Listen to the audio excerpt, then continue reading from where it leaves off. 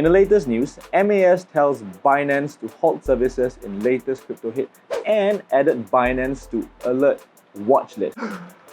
What to do now? Well, some crypto haters, upon seeing this news, they'll be like, GG, and when I try to read and understand the extent of the danger, I start to realize there's a lot of nuances that needs to be understood for context, right? More importantly, is our money actually safe? Well, in this video, I'm going to tell you whether your money is safe, what is this news all about, and I'm also going to provide some alternatives for you to consider if you're really worried you want to be safe, with your money, which all of us should be, right? Hi everyone, my name is Gerald, and I talk about cryptocurrencies, stock options trading, stocks, and lots of personal finance news. So before we begin, let's start with a word from our sponsor. And today's sponsor is you. It is the supporters of this channel that makes this video possible, because whenever a supporter uses my promo code, it gives them a stock voucher, free trades, and also it gives this channel a free stock voucher. So this stock voucher helps keep this channel going, and that is why you guys who are the supporters are the main sponsors of this video. To support this channel, use any one of the promo codes below, either for Tiger Brokers, for Coinbase, for Moomoo. Link will be in the description below. Alright, so first things first, let's talk about the news. So the news basically came from China News Asia and Bloomberg, and a lot of my audience or my community within the Discord started to share with me this big news, and they're very worried about their money in Binance.com. So when I try to look into this news, right, I realized what happened was that Binance Holdings was added to the watch list because it's not regulated by MAS. They did not try to apply for a license with MAS, so therefore they are added to the watch list. And the specific rule in which they flouted is the Payment Services Act. So right now, MAS is asking Binance Holdings to stop offering payment services from Binance.com to Binance.SG, which is basically applying for a license. So Binance.SG is fine, but Binance.com is not fine and added to the alert watch list. So that's really the extent of this. Well, basically, if you've been reading the news, I think about 2 months back, I started to talk about whether Binance is in trouble.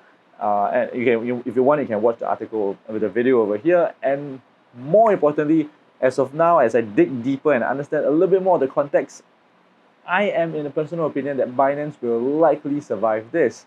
So here's a little bit of a conspiracy theory as to why I think Binance is going to just get through this just fine. Well, the overview, the big picture idea is that big companies usually get away with a slap on their wrist, a fine, and then they start to, comply with the regulations. That's usually the norm. But in this very specific info or situation, I realized there's something even better. So I read the Bloomberg article, went to the bottom, and I realized that, let me just go to the bottom article. So basically, Temasek Holdings Private Limited, Vertex or Venture Holdings Private Limited is an investor in Binance Asia. Wink. So therefore, because of this, it is my, quote-unquote conspiracy theory that Binance should work out okay since Temasek is an investor. For those of you that are in Singapore, you kind of get where I'm hinting. So that's where I'm going with this. In terms of the safety of my money, I would think that it's safe, but I'm not taking any chances. So I actually moved most of my money to decentralized finance, which is in your Binance Smart Chain and your Matic Polygon network. So in terms of alternatives, right? So let's talk about two main alternatives that I'm exploring, and I've tested to some extent, but I'm still, digging in a little bit more detail. So two alternatives. Number one, which is where can I put my money to farm, safely in a centralized finance. And number two is where can I sell my currency to fiat safely, like Singapore dollars safely, right? So let's talk about each one at a time. The first is interest-bearing account. So of course, the best place for me is to to yield farm in a decentralized exchange, and that is kind of complicated on how to get started safely. So I'm going to make a tutorial soon, and if you haven't, be sure to subscribe, and then you'll stay up to date on the step-by-step guide on how to yield farm safely in a decentralized exchange. I think yield go as high as like 30-40% safely. The other way is to use a centralized finance platform, which is similar to Binance. The most popular one is BlockFi, but I found one that's even quote-unquote more reliable and better than BlockFi. So this platform name is Hold Not, and they are based in Singapore. They are registered with the Singapore FinTech Association. So they have an office. You can go and knock on their doors if you want to. They have a customer service team which replies super fast, by the way. And they give, I think, 7% interest on your Bitcoin and up to 12.7% on your USDC deposits. So all your money is stored in a cold wallet, if I'm not wrong. So do double check that.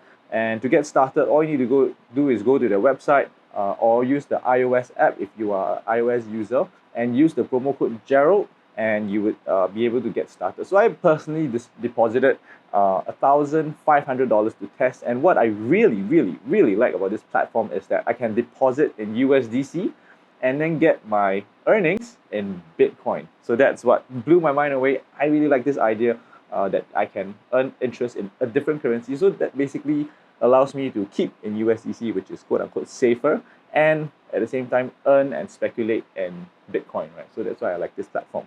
So the next place is, how do I actually cash out my money safely? So for that, I actually use crypto.com, and right now I've been digging very deeply into crypto.com, their white papers, their safety, are they regulated? And based on my research, they are a lot more transparent where the CEO and the whole founding team members are at.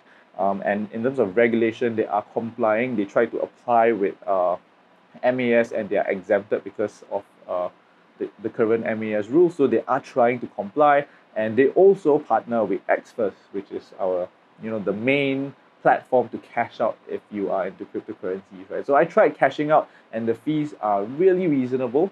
Not as competitive as Binance.SG, but still very reasonable, very close, much better than Gemini and a couple of other platforms that I've tried. So that is the other platform that I use. I'm going to leave the referral link below if you're interested to check that out as well. I'll make a much more in-depth tutorial on crypto.com in a subsequent video because it's a very complex platform.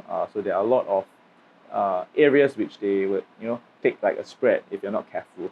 So that's just a quick update I just wanted to share with you regarding this MAS alert watch list, as well as the whole news about Binance.com in Singapore. So I hope it was reassuring. If it's not, well, feel free to chat with me in the comment section below, or join my Discord group and check out my other videos over here and here. And I will see you next time. Take care and stay safe, everyone. Peace.